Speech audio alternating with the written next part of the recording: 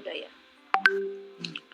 Ki Hajar Dewantara pernah mengungkapkan dalam bukunya menggunakan bahasa Belanda yang artinya sistem sekolah selama masih ditujukan kepada pencarian dan pemberian ilmu yang kecerdasan pikiran akan selalu bersifat zakelizik atau tak berjiwa. Dan oleh karenanya akan terus sedikitlah pengaruh pendidikan atas kecerdasan budi pekerti dan budi kesosialan. Hal tersebut sangat memerlukan sebuah kebijakan yang lebih komprehensif dan bertumpu pada kearifan lokal untuk menjawab tantangan zaman yang makin kompleks, mulai dari persoalan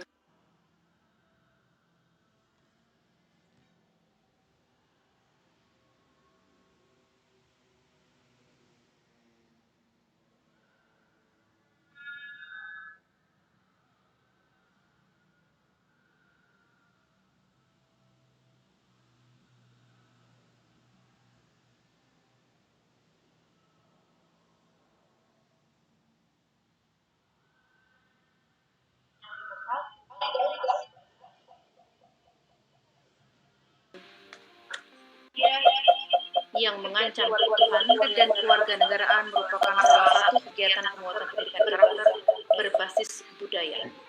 Salah satu upaya budaya lokal daerah untuk dijadikan sebagai sumber pembelajaran di sekolah. Agar peserta didik dapat mengenal nilai-nilai karakter budaya lokal dan memberi kesadaran untuk membangun sikap peserta didik bahwa potensi daerah yang kaya perlu dijaga dan dilestarikan. Suku Dayak merupakan salah satu adat budaya yang memiliki keunikan serta kekayaan budaya lokal yang memiliki potensi untuk terus dilestarikan hingga saat ini. Baiklah teman-teman, berikutnya kita akan menyimak profil dan sejarah suku Dayak. Pintu teater 1 telah dibuka.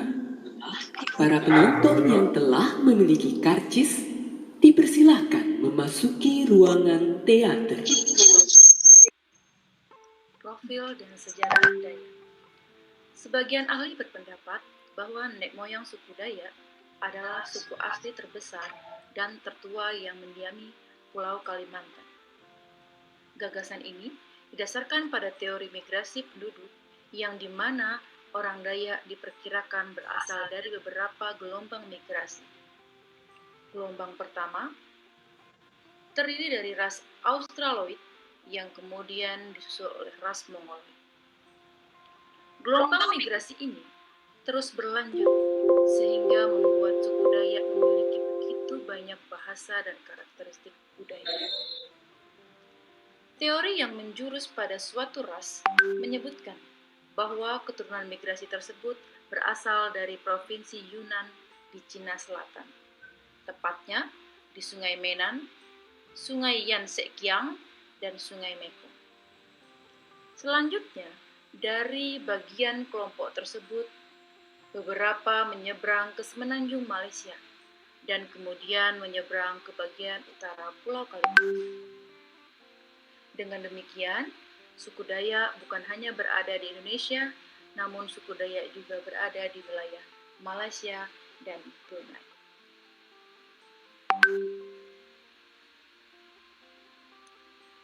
Salah satu tokoh Kayan juga menjelaskan bahwa suku Dayak adalah ras Indochina yang bermigrasi pada abad ke-11. Istilah Dayak pertama kali digunakan ilmuwan Belanda yang bernama Agus Kederland pada tahun 1895. Arti kata Dayak sendiri sebenarnya masih menjadi bahan perdebatan beberapa ahli. Ada yang menyebut artinya adalah manusia, ada pula yang menyebutnya pedalaman. Hingga ada istilah yang mengistilahkan orang yang tinggal di hulu sungai. Sementara para peneliti lainnya berpendapat awalnya nama Dayak diberikan oleh para penjajah kepada masyarakat yang ada di pedalaman Pulau Kalimantan atau Pulau Borneo. Para masyarakat tinggal dan bermukim di beberapa wilayah Kalimantan, yaitu Kalimantan Selatan, Kalimantan Tengah, Kalimantan Timur, dan Kalimantan Barat. Di wilayah selatan Kalimantan, suku Dayak pernah membangun sebuah kerajaan.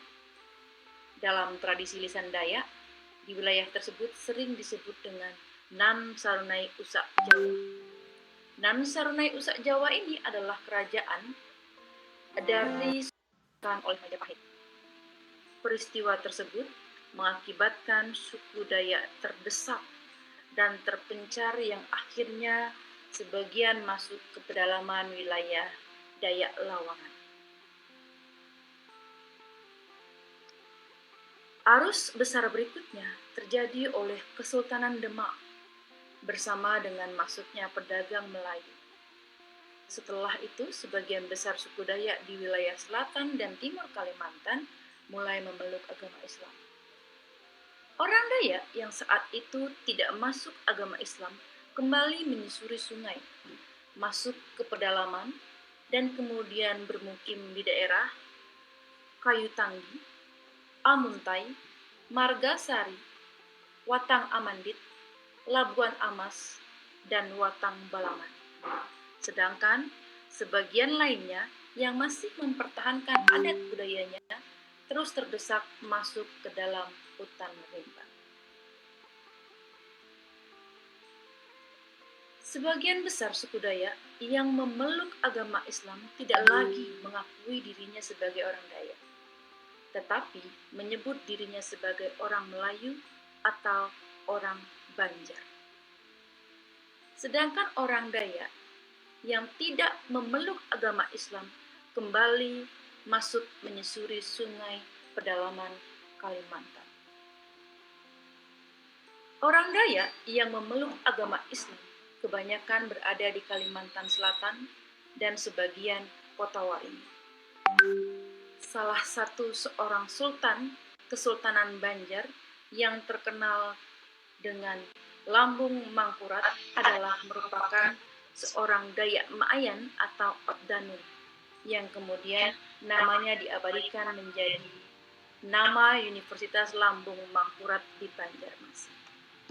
Suku Dayak memiliki 268 subsuku yang dibagi ke dalam 6 rumpun, yaitu rumpun Punan, rumpun Klemantan, rumpun Apokayan, rumpun Iban, rumpun Murut, dan rumpun Otdanun atau Ngaju.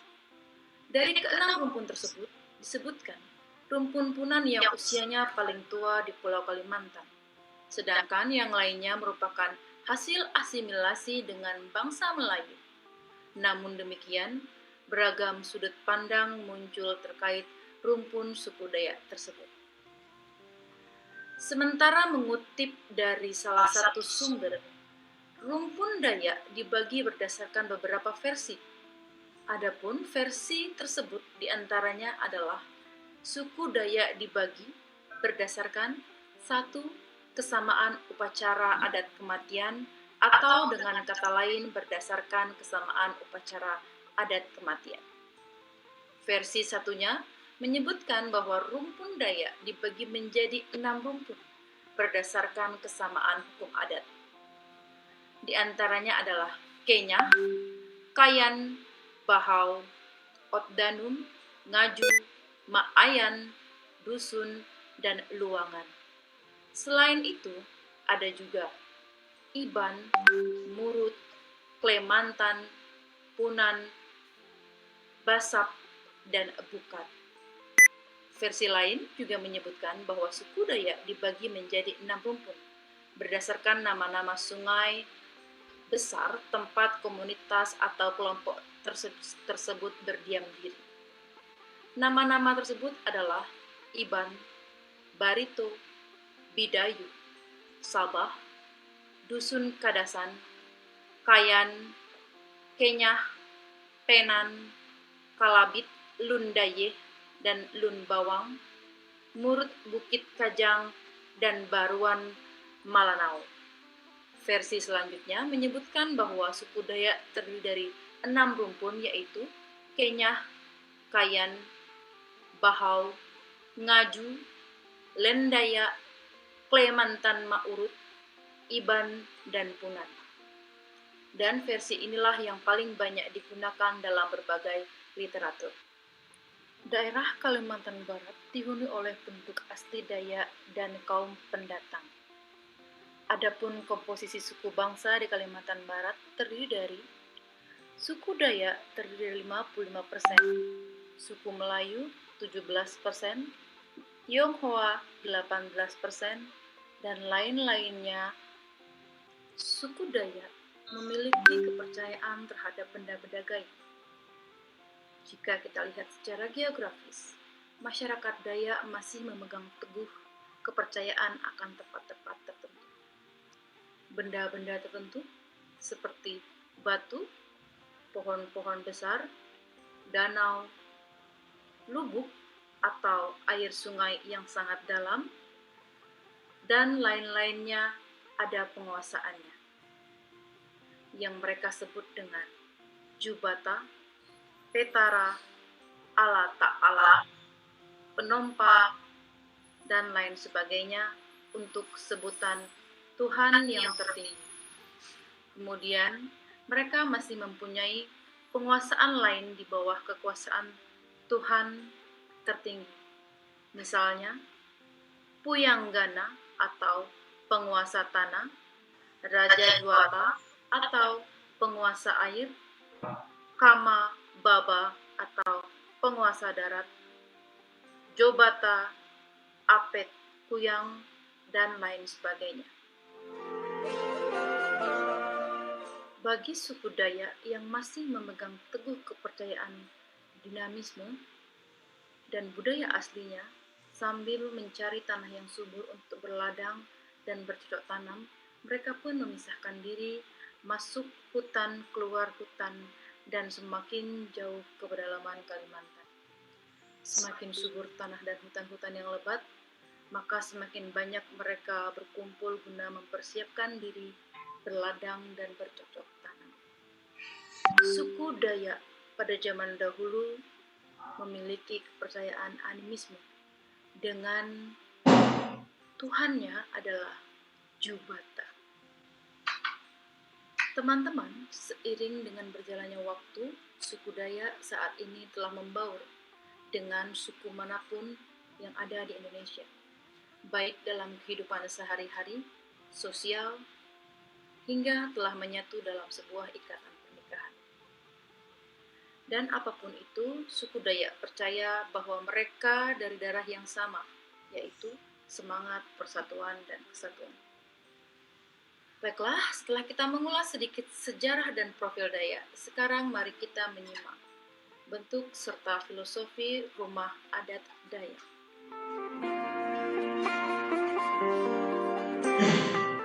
Rumah Radang.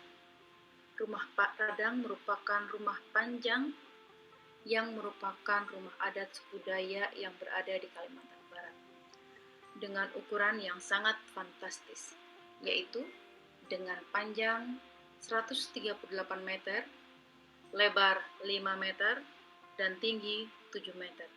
Bahkan ada rumah panjang yang ukurannya mencapai 300 meter. Sebagai perbandingan, ukuran standar lapangan sepak bola adalah sekitar 105 dikali 68 meter. Jadi, bisa dibilang rumah adat ini lebih panjang daripada sebuah lapangan sepak bola. Sementara itu, lebar rumah panjang adalah setengah dari ukuran standar lapangan sepak bola. Rumah panjang atau rumah radang atau yang biasa juga disebut dengan rumah betang mempunyai ciri-ciri berbentuk panggung dan pastinya memanjang. Selain itu, model atap yang digunakan adalah model pelana. Pada suku Dayak tertentu, pembuatan rumah ini harus memenuhi beberapa unsur persyaratan, seperti Bagian hulunya harus searah dengan matahari terbit dan sebelah hilirnya ke arah matahari terbenam.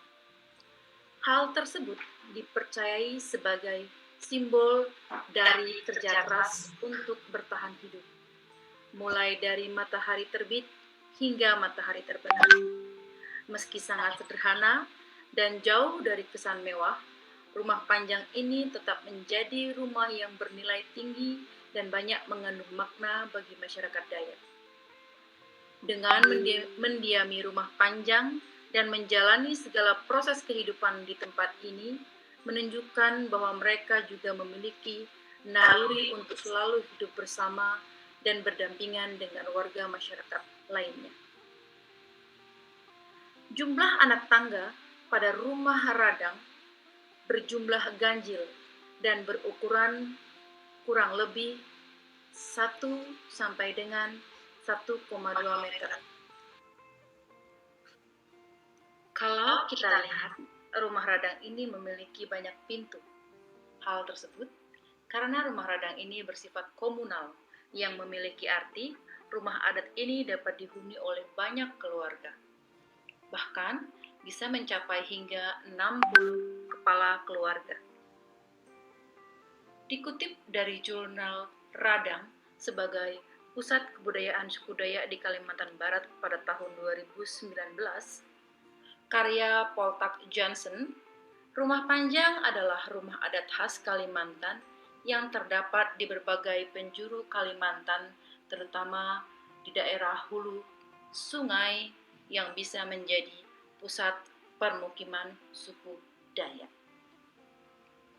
Rumah panjang memiliki makna persatuan dan kesatuan antar penghuni yang harus selalu dijaga. Tidak heran jika rumah panjang menjadi simbol persatuan masyarakat Dayak dalam NKRI. Selain itu, ada pula pembagian arah ruangan dengan makna yang berbeda-beda. Di bagian tengah rumah biasanya dihuni oleh tetua adat.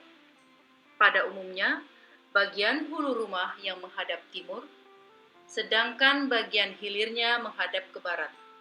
Menghadap ke timur dan ke barat merupakan simbol bagi orang Dayak.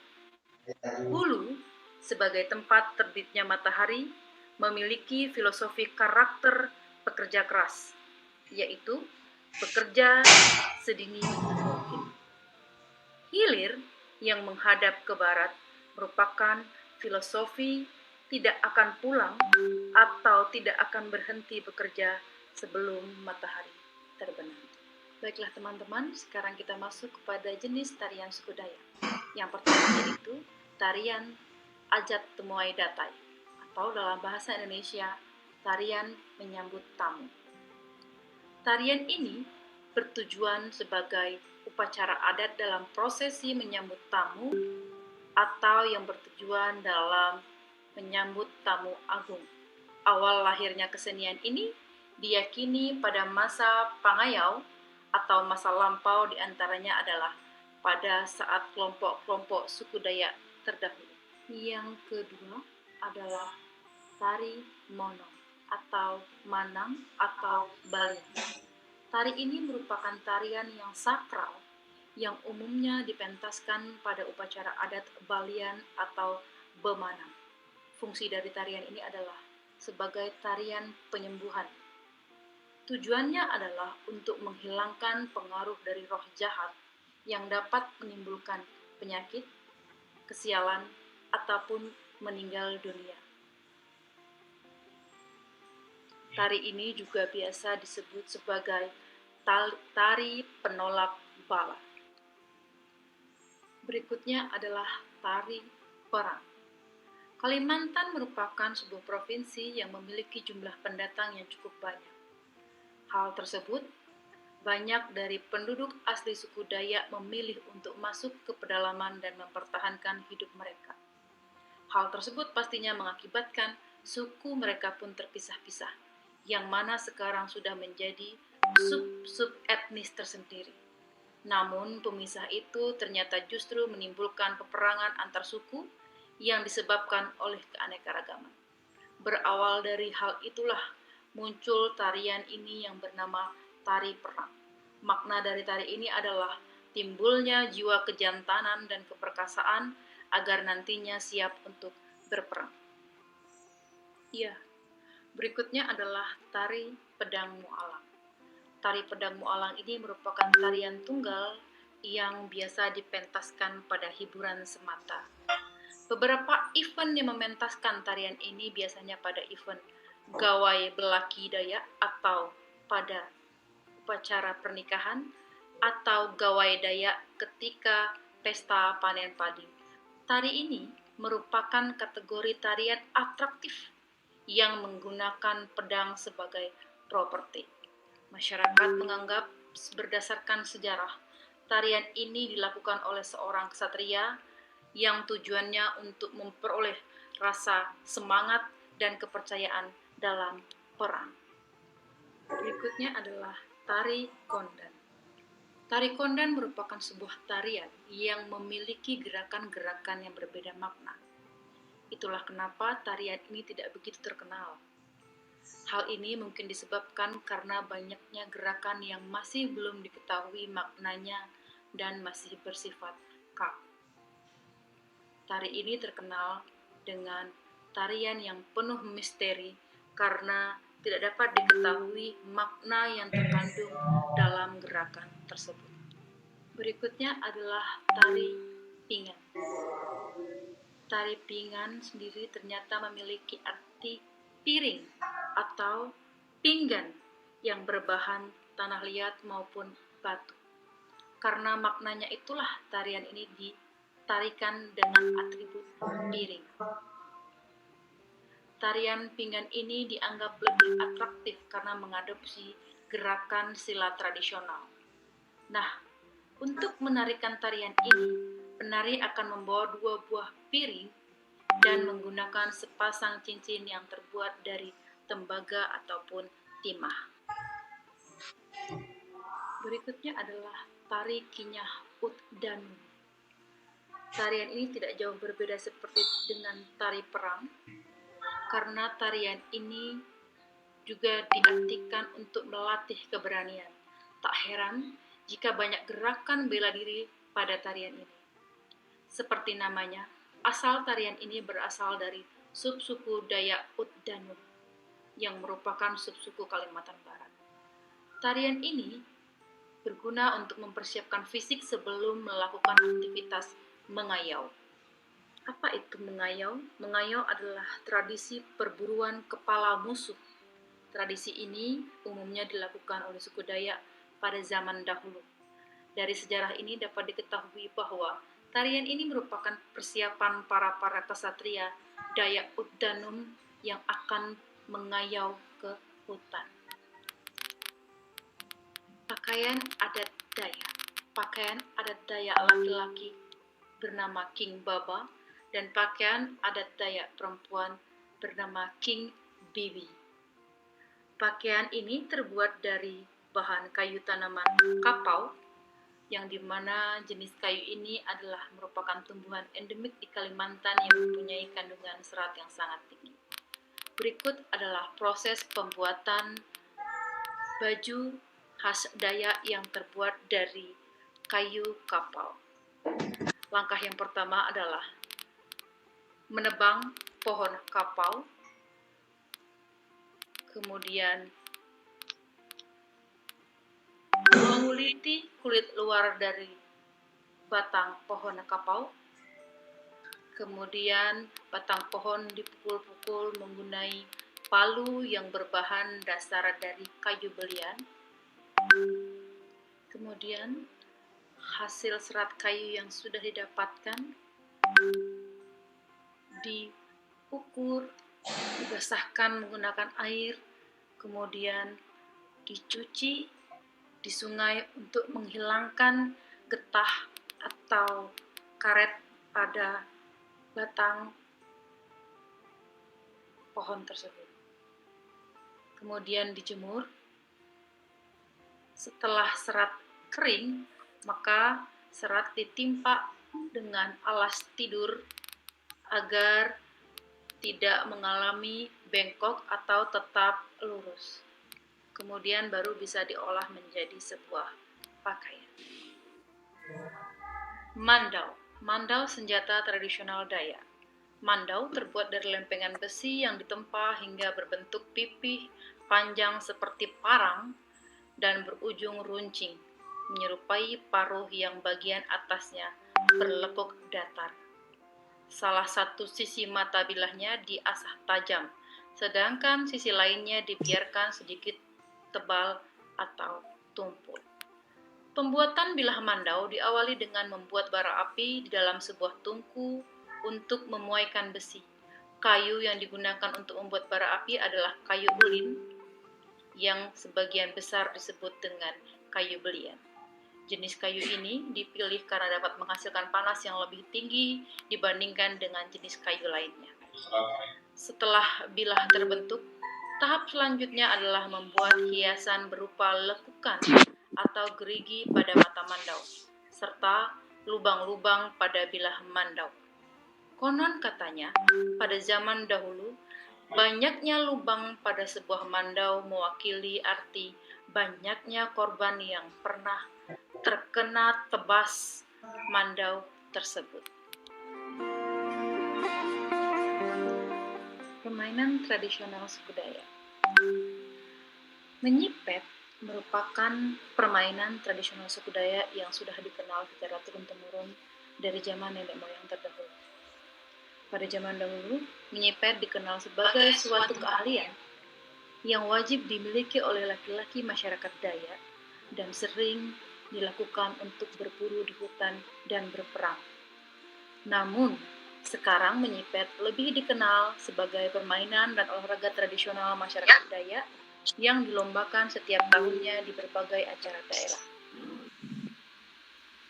Alat pertama yang digunakan dalam permainan ini adalah sipet atau sumpitan yang berupa kayu ulin asli hutan Kalimantan. Panjang sipet berkisar 1 hingga 3 meter, tergantung dari postur penyumpit. Lalu, bagian tengahnya dilubangi dengan teknik khusus oleh masyarakat Dayak. Sipet yang umumnya digunakan oleh masyarakat Dayak, bagian ujungnya terdapat tombak. Namun, dalam permainan keseharian, bagian tersebut tidak digunakan. Selanjutnya adalah dame atau anak panah yang terbuat dari bilah bambu, lidi aren ataupun sirap berdiameter 1 sampai dengan 15 cm. Dame tersebut lantas diraut bagian ujung depan dan ujung pangkalnya dibentuk kerucut. Permainan menyipet ini biasanya dapat dilakukan secara perorangan atau beregu. Nilai karakter yang tampak dari permainan ini adalah ketelitian, kerjasama, dan keberanian. Pangkak gasing. Pangkak gasing merupakan permainan tradisional khas Dayak yang masih sangat sering dimainkan oleh anak-anak daerah suku Dayak.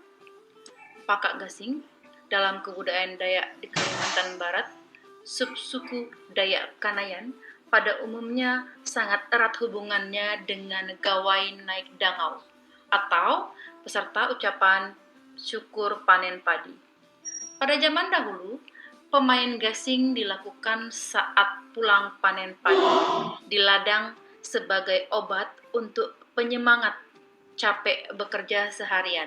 Maka, para lelaki yang biasanya bertugas untuk mengangkut padi dan menggunakan keranjang yang dalam bahasa Dayak Kanayan itu disebut dengan dondong atau jare atau dubang yang terbuat dari anyaman rotan berbentuk agak lancip ke bagian bawah dan bulat ke atas seukuran antara 50 sampai dengan 70 cm dengan tinggi 70 sampai dengan 100 cm. Permainan ini dilakukan guna melepas lelah para pria yang telah lelah bergotong royong dalam panen padi yang mereka lakukan. Biasanya mereka bermain pangkak gasing dengan peralatan yang sudah mereka siapkan dengan hasil karya mereka sendiri. Nilai karakter dalam permainan ini adalah kemandirian, ketekunan, kerjasama, serta nilai kepahlawanan. Sape adalah alat musik petik tradisional suku Dayak yang dibuat dari bahan kayu pilihan dengan kualitas terbaik.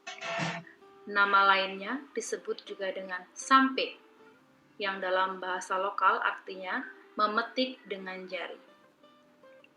Alat musik sape mempunyai ciri khusus, berbentuk yang ramping, bertangkai kecil, mempunyai 2 senar atau tali dari bahan plastik sepanjang 1 meter. Meskipun sama-sama berjenis alat musik petik, sape agak berbeda dengan gitar dalam cara memainkannya. Dalam memainkan gitar, harus menggunakan satu tangan untuk memetik senar, sedangkan tangan lainnya untuk mengatur nada pada dawa yang terdapat di gagang gitar. Lain halnya dengan sape, yang mana alat musik ini menggunakan jari-jari kedua belah tangan untuk memetiknya. Sape sendiri merupakan alat musik yang berfungsi untuk menyatakan perasaan, baik perasaan riang gembira, rasa sayang, rasa rindu, hingga rasa duka. Dulu, jika memainkan sape pada siang hari, umumnya irama yang dihasilkan menyatakan perasaan gembira dan sukaria.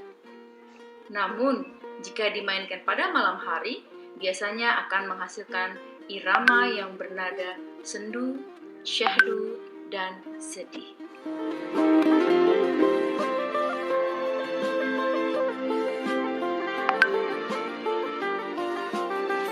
Lagu Binua Barantu merupakan lagu yang berasal dari daerah Kabupaten Sintang. Lagu ini memiliki pesan moral untuk selalu bekerja sama menjaga Pulau Borneo dan menjaga kebudayaan agar anak cucu tetap dapat menikmati keindahan alam budaya Borneo. Pada lagu ini juga tersirat pesan nasihat untuk tetaplah selalu rajin belajar. Mari teman-teman kita simak lagunya sebagai berikut bagi yang ingin ikut bernyanyi.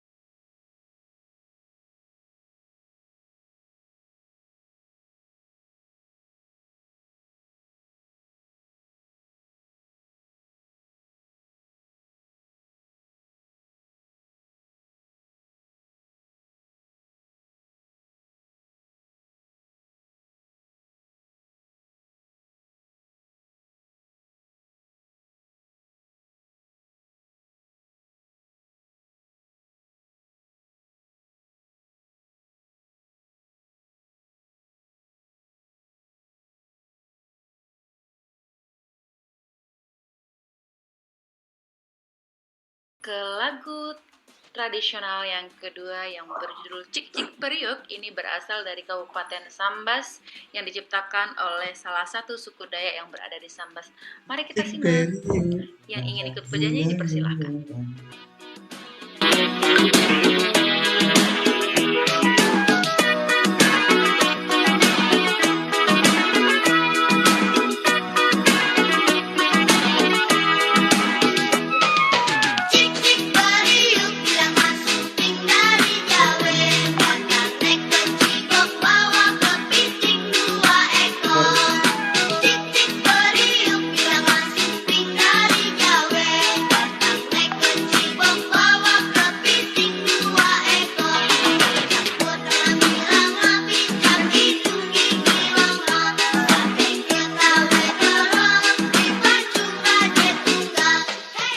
Cik Cik Periuk ini menceritakan tentang sebuah peralatan dapur dari sebuah periuk yang panci dari sebuah panci yang terdapat di periuk atau dapur.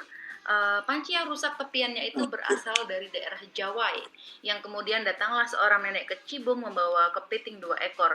Namun kata Cak Cakbur dalam bilang picak hidung gigi ronga ini memiliki makna konotasi bahwa semua hal dalam kehidupan yang sudah sangat sibuk ini seperti di dalam panci yang sudah tercampur semua menjadi satu.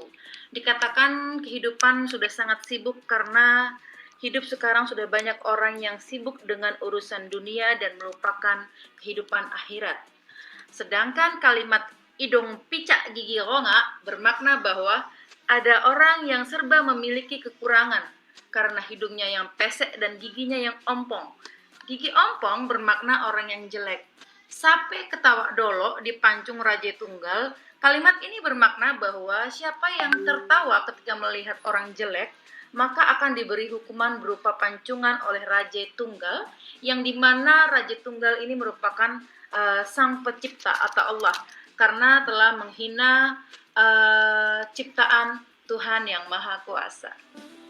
Baik teman-teman, untuk lagu tradisional kita cukupkan di 2 lagu ini dulu, selebihnya dapat teman-teman lihat di paper atau makalah saya.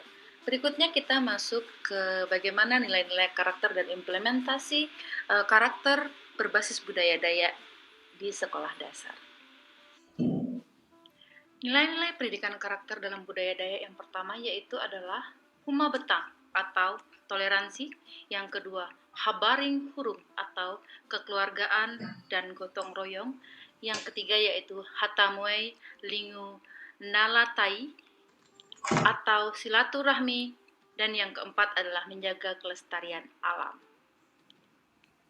Implementasi pendidikan karakter berbasis budaya Dayak di sekolah dilakukan melalui penanaman permainan rakyat, yang kedua tarian daerah yang dipentaskan secara rutin dalam panen padi, yang ketiga yaitu bermusik dengan menggunakan alat musik sape, yang keempat adalah membidai atau menganyam tikar dengan bahan dasar rotan, yang kelima adalah pembiasaan karakter jujur serta tidak mencuri.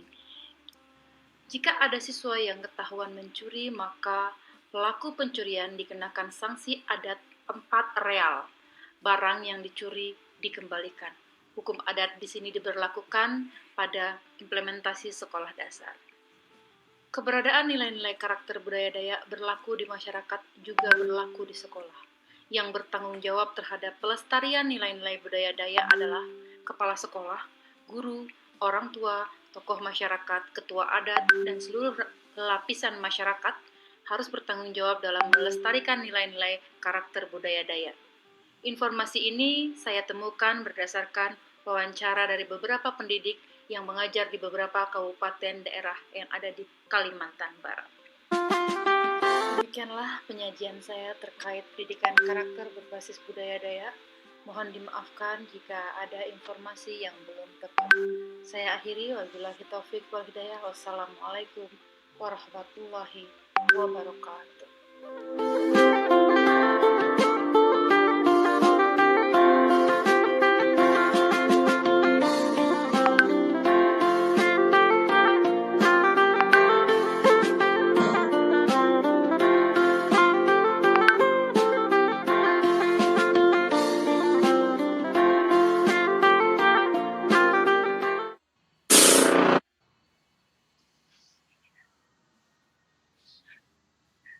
Demikianlah teman-teman, Prof, penyajian saya tadi terkait pendidikan karakter berbasis budaya Dayak. Selanjutnya saya kembalikan kepada moderator.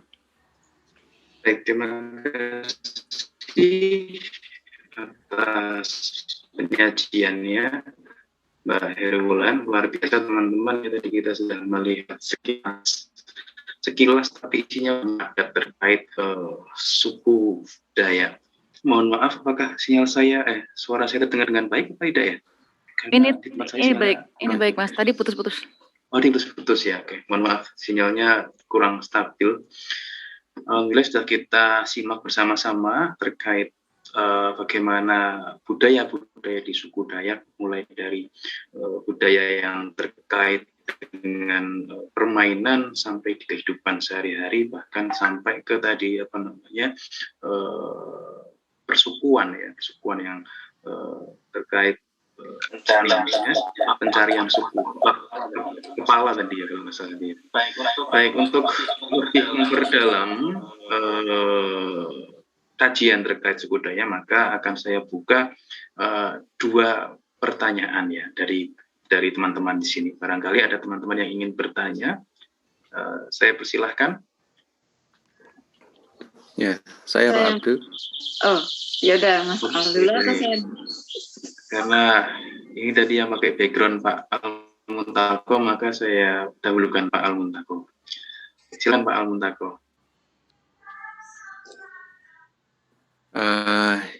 Ya, matur nuwun Pak Abdul. Jadi ada beberapa yang ingin saya tanyakan dari presentasi yang menarik tadi tentang keragaman dan kekayaan dari tradisi dari suku Dayak. Jadi ada dua pertanyaan yang ingin saya sampaikan, yaitu tadi dipaparkan tentang permainan tradisional di suku Dayak. Seperti concong berameh gitu ya. Terus dari sini apakah permainan itu dilakukan oleh anak-anak di sekolah atau untuk orang yang lebih dewasa ini tarian ini, dan kira-kira karakter apa yang ingin dikembangkan dari tari itu yang bisa dicerap oleh anak-anak. Yang kedua, kalau itu tadi permainan, nah kira-kira tari-tarian apa saja yang biasanya diajarkan di anak-anak dan bagaimana kandungan nilai karakternya. Kalau tadi ada tari perang gitu, apakah itu juga diajarkan ke anak-anak dan apakah nilai-nilai itu juga yang ingin disampaikan dalam tarian itu kepada peserta didik di sekolah dasar. Mungkin gitu Pak Abdul, matur nuwun. Baik, terima kasih Pak Muntako atas pertanyaannya. Ini masih bisa satu penanya lagi ya, supaya nanti sekalian Mbak Herulan menjawab dua pertanyaan. Silakan tadi Mbak Esti yang ingin bertanya. Silakan Mbak Esti. Ya, terima kasih Mas Abdul atas waktunya. Mbak Ulan, selamat sudah bisa mempresentasikan budaya Dayak dengan sangat menarik. Dan sampai saya tadi nggak ngantuk, dan biasanya ngantuk. Nah, ini Mbak Ulan, ada satu kemiripan yang saya tangkap dengan tugas saya. Kebetulan saya mendapatkan suku Baduy. Nah, di Dayak ini yang tadi pada bagian nilai-nilai karakter itu ada 4 hal yang istilahnya bisa ditangkap dari nilai karakter suku Dayak. Yang salah satu yang menjadi sorotan saya itu melestarikan alam. Nah, memang sekilas beda, walaupun mempunyai nilai yang sama dengan suku Baduy, yaitu mereka sangat cinta sekali dengan alam, menjaga alam, dan istilahnya tidak mau sampai alam itu rusak. Maka mereka dalam kehidupan sehari-hari itu sangat tunduk sekali dengan alam. Nah, untuk pertanyaan saya berkaitan dengan melestarikan alam di suku Dayak ini, menurut Mbak Ulan, ini kan suku Dayak sudah menyebar ya, istilahnya tidak hanya di satu lokasi saja. Nah, kira-kira bagi keturunan-keturunan yang teraliri darah Dayak itu, apakah mereka juga masih mempunyai karakter itu? Maksudnya ada tidak dari orang tua, simbah-simbahnya itu menguatkan itu. Jadi nilai-nilai karakter dari suku Dayak itu dipegang teguh gitu. Terus itu pertanyaan saya yang pertama. Untuk yang kedua, dalam implementasi informasi yang diberikan oleh Mbak Ulan tadi, dalam implementasi pendidikan karakter kan, menurut pemahaman saya tadi adalah Mbak Wulan menghimpun informasi-informasi dari guru tentang nilai-nilai karakter yang sudah dipraktekkan atau diimplementasikan di sekolah-sekolah. Nah, menurut Mbak Wulan, kan Mbak Wulan sudah lama menjadi praktisi pendidikan di sana. Nah, itu masih ada tidak nilai karakter yang belum diimplementasikan, nilai karakter suku Dayak yang belum diimplementasikan di sekolah-sekolah? Nah, mungkin ataukah Mbak Wulan mempunyai ide untuk satu hal nih, ada nilai karakter yang unik yang memang belum diimplementasikan? Apakah Mbak Wulan mempunyai ide plan ke depan untuk dikuatkan karakter tersebut di sekolah nantinya? Bisa dipahami ya Mbak Wulan? Bisa, nanti kalau seandainya pas jawab agak melenceng tolong diingatkan, karena tadi pas kayak ada yang masuk di rumah makanya agak kaget gitu, agak terpotong. Ya, Mbak Esti. Oke. Terima kasih. Begitu pertanyaan saya Mbak Wulan dan Mas Abdo. Waktu saya kembalikan ke Mas Abdo. Terima kasih Mbak Hesti atas pertanyaannya masing-masing tadi. Pak Al-Muntaqo ada 2 pertanyaan dan Mbak Hesti ada 2 pertanyaan. Ya, saya berikan waktu Mbak Erula untuk menjawab pertanyaan-pertanyaan ini sekitar 5 menit cukup Mbak ya? Kalau kurang 10 menit. Kayaknya jawabannya panjang lebar ini. Oke, silakan Mbak Erula. Makasih Mas Abdul. Terkait pertanyaan Pak Al, terkait permainan cocong barameh gitu ya. Cocong barameh itu merupakan permainan berbahasa Dayak gitu. Makanya ketika saya menelpon teman yang berada di salah satu kabupaten di Kalimantan Barat, saya agak bingung apa ini cocong barameh gitu, karena di Kota Pontianak tidak ada gitu.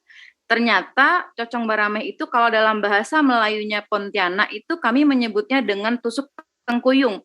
Tengkuyung itu black kecot, teman-teman tahu black kecot kan, yang jalannya itu tuh loh, yang jalannya pelan banget itu, kerangkanya itu yang menjadi permainannya anak-anak. Makanya kalau di Pontianak menyebutnya tusuk black kecot.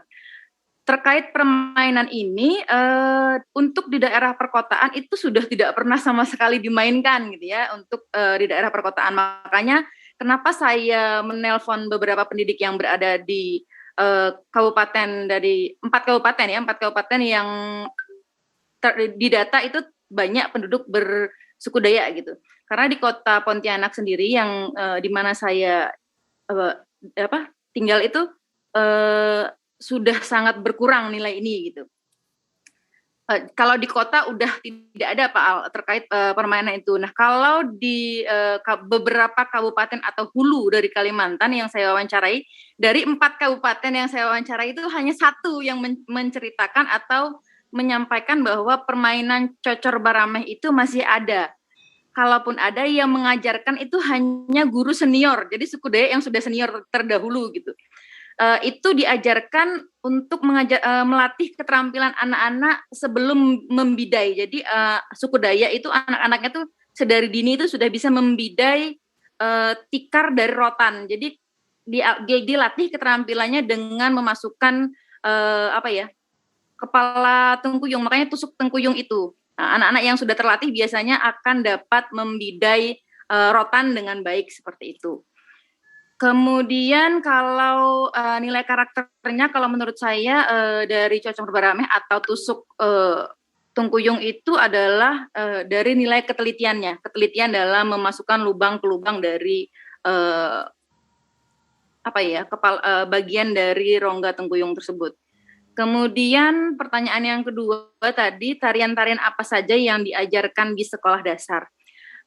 Jadi kalau mau diulas dari kurikulum wilayah Kalimantan Barat, itu yang masuk dalam buku tematik itu tari Japin atau tari Melayu. Itu masuk dalam buku tema kelas 4. Saya lupa indahnya keberagaman atau kebersamaan dalam keberagaman gitu. Di tema 1 atau di tema 8 seperti itu ada. Tapi kalau untuk tarian Dayak, itu memang saya belum menemukan ya di kelas 4, 5, dan 6. Kalau ada teman-teman yang mungkin ingat dengan konten materinya boleh diklarifikasi. Saya tidak menemukan ada tarian Dayak di dalam konten kurikulum tersebut. Namun biasanya tarian-tarian yang diajarkan sekolah itu melalui mulok ya, muatan lokal gitu. Tarian apa yang diajarkan? kebanyakan itu sudah modernisasi gitu loh, sudah dimodif gitu, sudah di apa ya namanya Mbak Vera kalau tarian daerah yang sudah dimodif itu? Tari kreasi. Ya benar, tari kreasi. Karena hal tersebut karena keterbatasan guru yang dapat menari gitu ya, dapat menari itu memang keterbatasan banget gitu. Makanya akhirnya dikreasikan. Kalaupun ada, itu saya belum menemukan untuk yang diterapkannya di Kota Pontianak. Tapi kalau di 4 kabupaten yang tadi saya wawancara itu adalah tari jongan dan tari monong yang sering diajarkan, tari jongan dan tari monong. Namun tari monong ini biasanya tidak kepada jenjang SD. Tari monong ini tari persiapan untuk adat suku Dayak sebelum melakukan mengayau. Jadi dilatih untuk bagaimana posisi-posisi sikap seperti silat ya, gerakannya seperti gerakan silat. Kemudian dari tari jongan ini seperti tari menyambut sukacita panen padi. Jadi kalau saya lihat karakter yang ada pada tari jongan itu rasa syukur ya, rasa syukur. Kemudian kalau pada tari monong itu nilai karakternya karakter keberanian. Seperti itu. Pak Al, ini mau langsung Pak Esti atau gimana nih Mas Abdul? Ya, bagaimana Pak Al-Muntaqo? Apakah akan menanggapi jawaban dari Mbak Herhulan terkait pertanyaan tadi?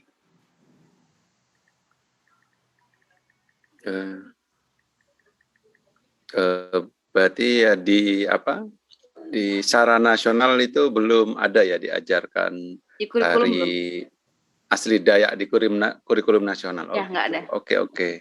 Matur nuwun, Bulan. Iya, terima kasih Pak Al. Oke, saya mencoba menjawab pertanyaan Mbak Esti. Yang pertama tadi, apakah orang-orang yang teraliri darah Dayak gitu ya, masih menjunjung tinggi atau masih memegang teguh menjaga kelestarian alam seperti itu ya? Kalau saya nggak bisa menggeneralisir karakter gitu ya, karena hemat saya selama ini saya bergaul dengan rekan-rekan dari suku Dayak itu kan hanya memang di daerah perkotaan. Kalau untuk di daerah perkotaan itu terkait menjaga atau melestarikan alam itu saya tidak terlalu melihat tampak jelas terkait karakter itu. Namun jika diulas dari beberapa pelaku atau tersangka karhutla, pembakaran hutan secara liar itu di perkotaan bukan salah satu sih ya, lebih sering oknumnya itu adalah suku ini gitu loh. Tapi saya mengatakannya itu adalah oknum karena tidak bisa kita menggeneralisir gitu ya. Itu terkait pembakaran hutan, berarti kan tidak mencintai kelestarian alam gitu ya. Tapi hal itu berbanding terbalik dengan yang berada di daerah yang masih berada di pedalaman hulu, itu masih sangat-sangat menjunjung tinggi menjaga alam, karena bagi mereka alam itu adalah jiwa mereka untuk dapat bertahan hidup gitu. Jadi agak berbeda nih yang di perkotaan dengan yang di pedalaman kabupaten daerah seperti itu. Kemudian terkait implementasi, kalau saya melihatnya malah Dayak ini, makanya kenapa saya akhirnya bertanya kepada teman-teman pendidik yang ada di 4 kabupaten kota, karena di Kota Pontianak sendiri, atau kan Kalbar itu ada 14 kabupaten kota, itu selebihnya lebih digaungkan itu pendidikan Melayu gitu ya, termasuk di Kota Pontianak sendiri. Makanya memang bahkan di Mulok adat dan tradisi itu pun yang kita kupas itu lebih banyak Melayu, seperti Melayu Banjar yang Mas Berio minggu lalu itu. Jadi memang kalau saya katakan penanaman nilai-nilai Tidayut, Tionghoa Dayak Melayu itu di Kalbar tidak seimbang, sangat-sangat tidak seimbang. Jadi di perkotaan itu lebih kepada Melayu, di 4 kabupaten kota tadi lebih kepada Dayak yang dimana sukunya terbanyak gitu ya. Jadi saya tidak bisa mengatakan apakah ini bagaimana gitu ya, atau karakter bagaimana yang belum muncul. Jadi kalau saya berpikirnya mungkin ya seharusnya sekolah itu kan biasanya mengembangkan kurikulum mulok gitu ya, tapi tidak semua sekolah itu melakukannya dengan good gitu. Mungkin akan lebih baik jika ada sebuah kebijakan dari pemerintah setempat yang merancang khusus ya muatan lokal dengan memenuhi konten-konten apa yang nanti itu menjadi dasar sekolah-sekolah berkewajiban untuk mengembangkan dari mulok itu. Jadi penyimbangan Tidayu itu sangat seimbang. Seperti itu Mbak Esti. Oke, baik Mbak Ulan. Terima kasih atas jawabannya. Baik. Sama-sama. Terima kasih. Mbak Ulan sudah menjawab secara tuntas yang penanya kita.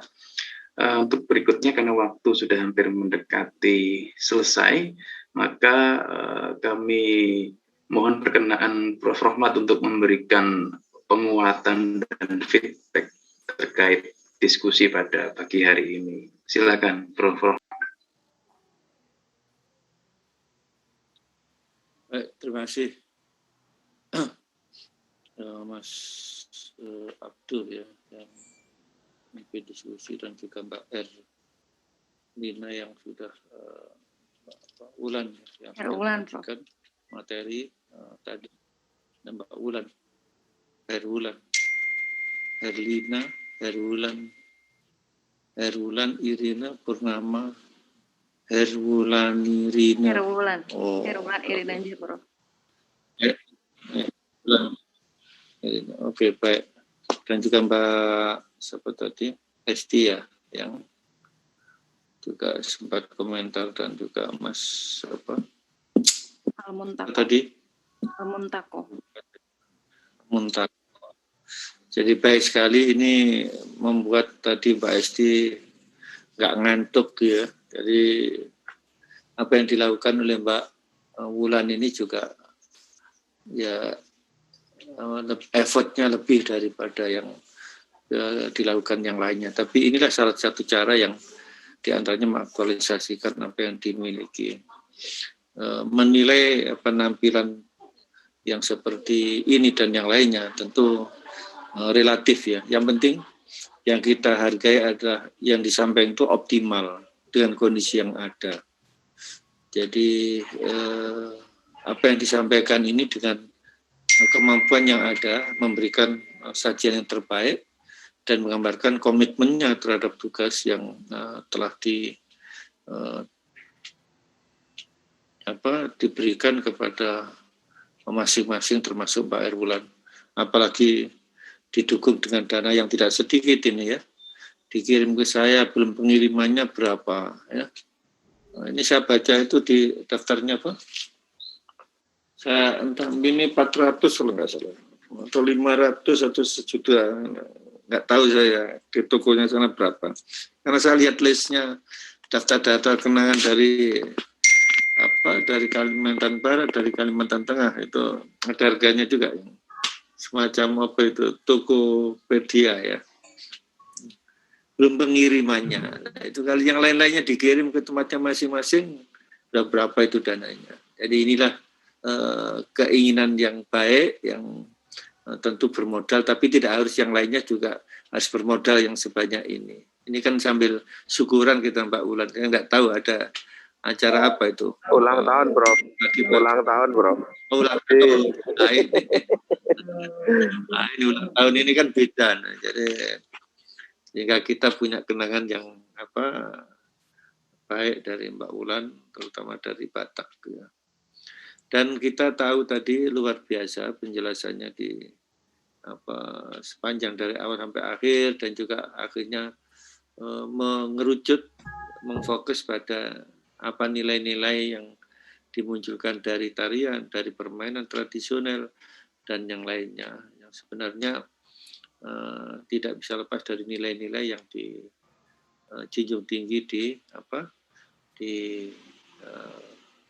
masyarakat Dayak.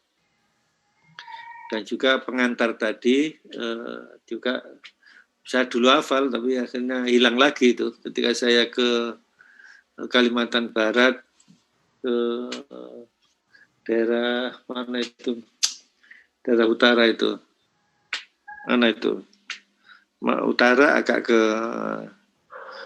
ke dalam. Hulu, Bro. Bukan, coba sebut lagi. Putu Sibau, Sekadau, Melawi, Terlalu jauh.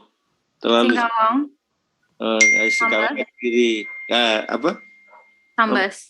Sambas. Bukan. Ya. Satunya lagi yang kemarin bupatinya ikut nyalon. Landa. Landa. Landa. Ya, Saya Landa. Iya.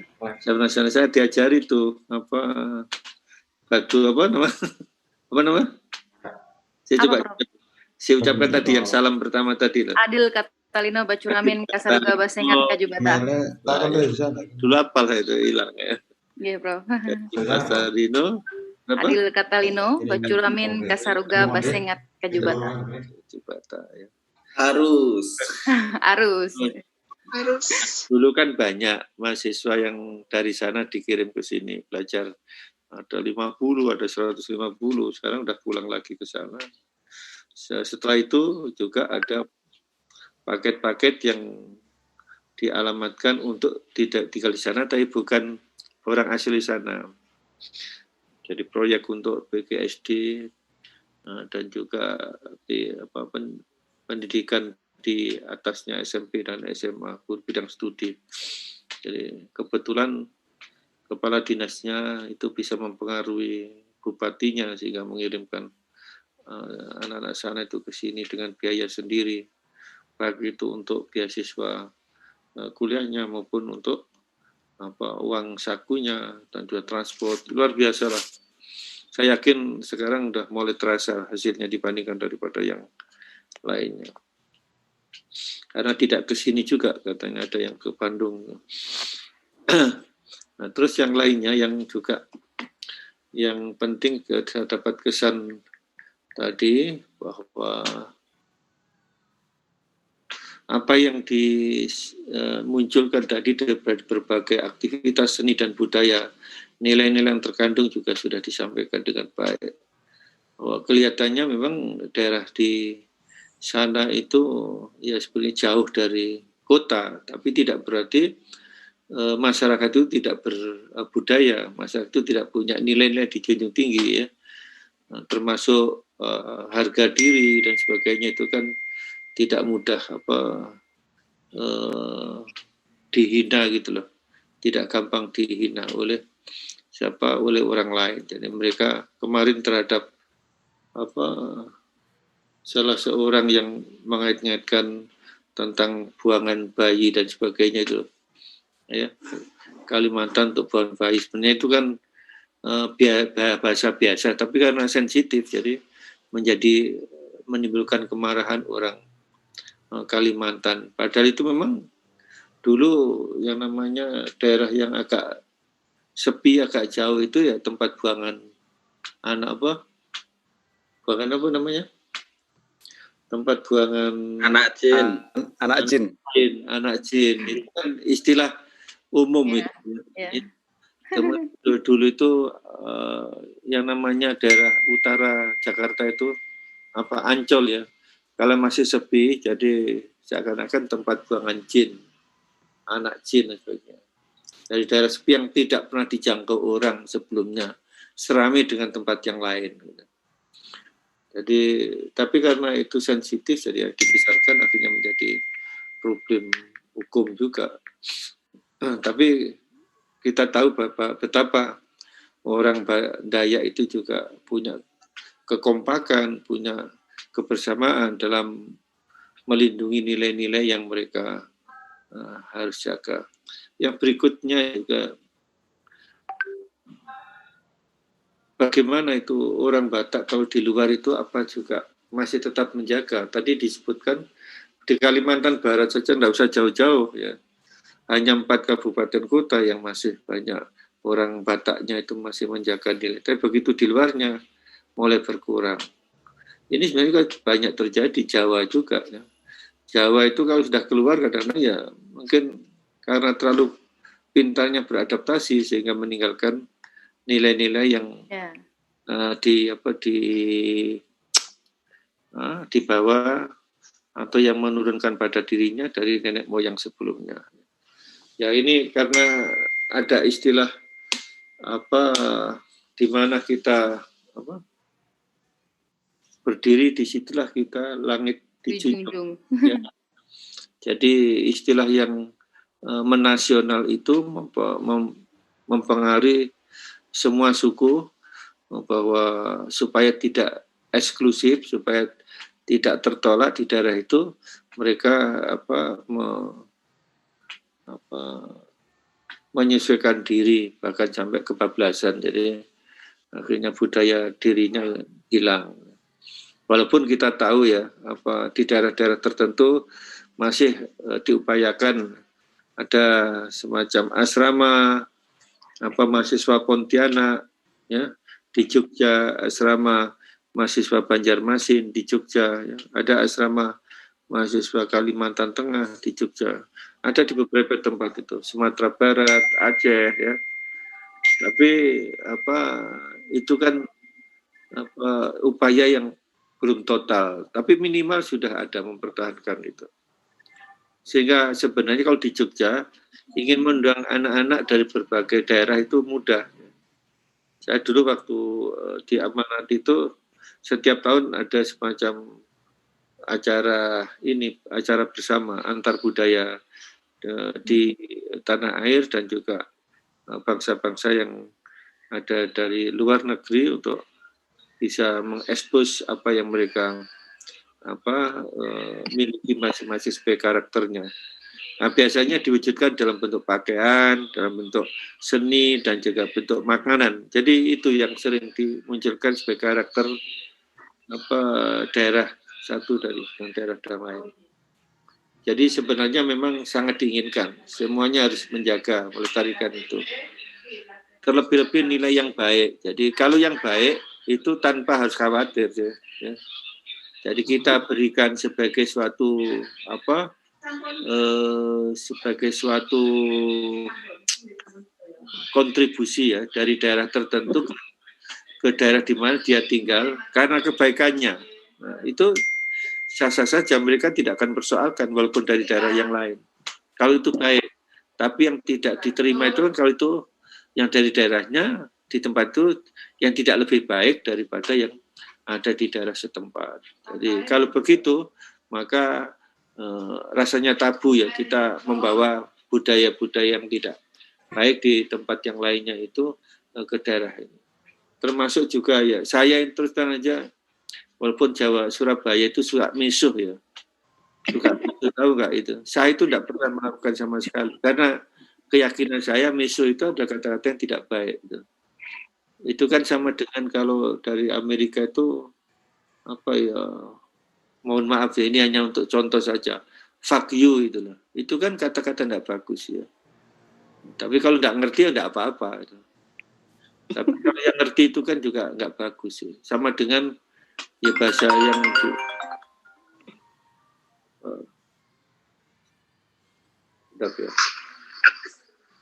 Ini sebentar. Bentar. Yang masih ngajar ya. Yang masih ngajar ya. Nanti habis ini sebentar lagi ya. Ya. Ya, lihat yang ngajar ya. Ini ngajar ya. Nih, lihat. Ini cucunya sedang kangen sama yangkungnya ini. Ya, tar ya. Jadi begitu. Karena apa? Karena persoalan tadi tidak berarti bahwa budaya kita harus jaga di tempat yang lainnya itu bahwa itu ada bagus, kita anggap bagus kalau kita tetap bawa. Tapi kalau itu tidak bagus, tidak perlu kita tampilkan di daerah yang lain kan gitu. Ya, yang kita perlu tampilkan kan masih memberikan manfaat di daerah lain itu gitu. Yang kita bawa dari daerah yang lain. Jadi kita tidak akan memberikan label yang tidak bagus, judgement yang tidak bagus ya. Jadi yang saya setuju tadi bahwa mempertahankan nilai-nilai yang dimiliki dari daerahnya itu sepanjang itu memberikan manfaat itu bagus. Tapi kalau tidak memberikan manfaat rasanya kan tidak bagus. Maksud saya itu nularkan misuh ke Jogja kan lucu ya deh. Ini Pak Rahmat ini nggak ngajari yang bagus kan itu akhirnya. Katanya begini kok, jadi ngomongnya kok begitu. Jadi saya yang nggak tahu ya otomatis ngomong yang kotor-kotor itu nggak pernah keluar. Jadi ya sejak kecil kan sudah sekolah PGA ya, dikondisikan harus memberikan contoh yang baik. Ya udah otomatis ada semacam benteng. ada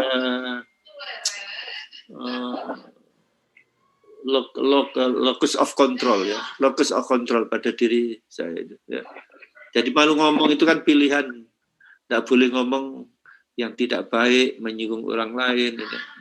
Seperti saya itu kan sejak tahun berapa ya, tidak pernah yang namanya pakai sepatu itu harus kiri dulu baru kanan. Pasti kanan, pakai kiri. Celana juga begitu, baju juga begitu. Jadi sudah menjadi karakter. Jadi ada semacam malu rasanya kalau saya ini asli dari Jombang, dari Jawa Timur. Gitu. Itu namanya collective awareness. Jadi jangan membawa tidak baiknya dari daerah yang lain di tempat yang lain. Nah, itu. Ini kan penting. Bagaimanapun juga maksud kita pendidikan karakter berbasis daerah ini kan kita ingin ya tahu keunggulan-keunggulan dari daerah-daerah itu yang patut kita ketahui lebih dulu. Jadi jangan sampai kita masuk di daerah itu tidak tahu sama sekali mana yang boleh, mana yang tidak. Nah, ini kan bagus. Makanya ini buku ini kalau nanti diterbitkan itu sangat berarti sekali bagi guru-guru yang dari daerah yang lain, terutama dari daerah yang lain, bukan dari daerah situ, tapi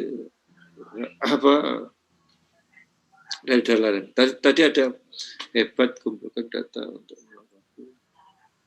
Hebat kumpulkan data untuk melengkapi sakitnya apa tadi ya?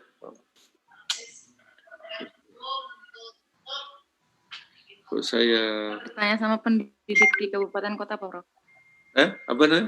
Mbak Ulan? Mewawancara beberapa pendidik di kabupaten kota. Oh iya. Oh, hebat ya, data untuk melengkapi materinya. Jadi ikhtiarnya Mbak Ulan ini tidak hanya sekedar baca di teks, tapi berusaha juga mencari informan yang real di lapangan dalam rangka melengkapi informasi yang diharapkan penting untuk melengkapi sajiannya presentasi hari ini. Saya kira bagus sekali. Jadi sepanjang itu bisa dilakukan. Jadi why not itu? Enggak, itu kan akhirnya kan sangat up to date jadi informasi itu. Nah, saya kira itu untuk tambahan saya karena ini waktunya juga sudah habis, dan juga sekali lagi terima kasih Mbak Wulan, dan itu nanti Mbak Wulan kalau dijadikan satu rasanya itu hanya untuk di depan saja lah, yang itu kan kertasnya kan setiap halaman ada bayang-bayang itu ya, apa namanya, tanyakan pada saya itu ya kan, watermark ya. Yang di halaman pertama saja nggak apa-apa. Oh siap. Sekarang halaman berikutnya kertas biasa saja, supaya kelihatan akademiknya gitu loh. Nanti kalau tampilkan itu sampai akhir kayak ini buku pariwisata lah kan gitu, untuk entertain. Tapi kalau di depan saya yakin bagus sekali, tapi tidak untuk setiap halaman. Saya kemarin kurang ini sih, jadi kurang tanggap apa yang ditanyakan kemarin. Saya baru ingat, oh ini setelah saya tahu wujudnya papernya itu kok tiap halaman dibuat halaman watermarknya itu. Oke. Saya kira itu yang disampaikan Mas. Terima kasih. Siapa nanti? Mas Abdul. Mas Abdul. Gitu. Maaf. Jadi barusan ada telepon. Maturun sangat promo atas penguatannya. Yang terima kasih juga Mbak Herulan atas pemaparannya. Alhamdulillah, mudah-mudahan bermanfaat untuk kita semua. Jadi kita bisa mempelajari, menambah wawasan, memperkaya ilmu terkait kebudayaan di Indonesia. Mari sama-sama kita akhiri perkuliahan kita pada pagi hari dengan membaca hamdalah. Alhamdulillah. Harus. Saya sebagai moderator ingin menyampaikan permohonan maaf jika banyak perkataan yang keliru dan ucapan yang kurang berkenan. Terima kasih. Sambung. Assalamualaikum warahmatullahi wabarakatuh. Waalaikumsalam warahmatullahi wabarakatuh. Terima kasih ya. Terima kasih, Prof. Iya. Saya ingin Sukses, Mbak Ulan. sambil yang lainnya semua gimana? Saya coba. Wah, ini Pripun, Prof? pakai semua. Pakai ya, semua, Prof. Wah, Pakai semua. Kompak, Prof. Kompak, alhamdulillah. small is beautiful, walaupun hanya ini, tapi kan kesannya itu ada kekompakan. Iya. Dan terima kasih Mas Bulan Ros. munduran dikit. Kemarin dibuat resume dari mengikuti ceramah saya di Maskam ya. Tapi di Masjid Syuhada saya tunggu-tunggu belum jadi itu YouTube-nya. Kalau jadi nanti segera tak kirim. Siap, Prof. Iya, Prof. Ya, berikutnya saya ini pamit ya. Insya Allah hari Ahad nanti berangkat, terus jam 4 berangkat, terus hari Senin pagi udah terbang jam 4 sampai sana jam 13. Kemana, Prof? Tanah Suci, Prof? Iya, langsung landing di Madinah ya hari Senin. Barakallah. Doanya ya, Prof. Nah, insya Allah tak doakan kabeh supaya Amin. ada yang kesekian kalinya, ada yang masih belum. Sudahlah. Kalau hidup di dunia sampai pensiun belum pernah ke sana itu walaupun umroh, no, rasanya Prof. lengkap ya. Nanti kami WA doa dari Dikdas Anggi, Prof. Ya, kemarin daftar namanya sudah saya daftar namanya. Oh, daftar nama itu yang dari ini ya, dari kelas 1-nya ya. Dari kelas Kami belum, Prof. politiknya Kami WA, Prof. ya, Daftar doa gitu. namanya dikirim aja di Titip doa ya, Prof. ya. Semoga diberi momongan. Ketua kelas. Amin. Amin ya Allah. Amin, Teteh. Amin. Terima kasih. Saya kira itu. Saya nanti hanya di masjid saja ya. Tapi saya nggak ngikuti ya. Mohon maaf kelihatannya jamnya nggak pas. Iya, Prof. Direkam aja ya, Prof. Kalau di sini jam segini, sana sedang sholat malam. Oh, anjir. Soalnya sholatnya itu ya Isya itu sampai jam 11. Nanti jam 1 kembali lagi. Lalu sampai kalau sudah hari iktikaf itu 21 sampai terakhir itu hampir berapa ya? 90% itu ada di masjid dan itu sholat terus ya. Jadi rasanya pas Anda kuliah pagi ini saya sedang asik-asiknya sholat, jadi saya mungkin tidak bisa mengikuti. Jadi percaya saja, nanti dikirim aja itunya di WA group bahannya. Ya. Oke, Prof. Minggu depan siapa? Saya Prof. Mbak Nes. Apa budaya apa? Budaya mana? Batak. Oh, Batak. Oke, ya. Saya nanti belakangan aja memberikan masukannya, Mbak Nesi ya.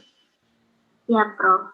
Baik, saya kira itu dan akhirnya mohon maaf lahir batin atas segala kekeliruan selama ini dan selamat melanjutkan puasa Ramadan dan berpuasa dan diterima puasanya dan juga mudah-mudahan kita kembali ke fitrah dan kita bisa ketemu lagi pada kesempatan setelah Idul Fitri ya. Nanti kita sambil kontak-kontakan. Baik, terima kasih. Assalamualaikum warahmatullahi wabarakatuh. Waalaikumsalam warahmatullahi wabarakatuh. Selamat sampai tujuan, Prof. Sampun. Oke. Ya, mari kita akhiri dengan berdoa bersama. Alhamdulillah. Terima kasih. Assalamualaikum warahmatullahi wabarakatuh. Waalaikumsalam warahmatullahi wabarakatuh. Matur nuwun, Prof. Ya. Prof. Sami. Arus. Makasih ya teman-teman. Pelang. Matur nuwun, makasih Mas Abduh, Pak Wah dan Pak Al, Mbak Esti, teman-teman semua. Makasih ya ikat kepalanya udah dipakai. Selamat Mbak Ulan. Ya, plong. Arus. Mudik. Sahur. Oke. Yuk pamit yuk. Aku gerah ya pakai baju ini. Sarapan. Sehat selalu. Assalamualaikum. Jos, sampai Ulan.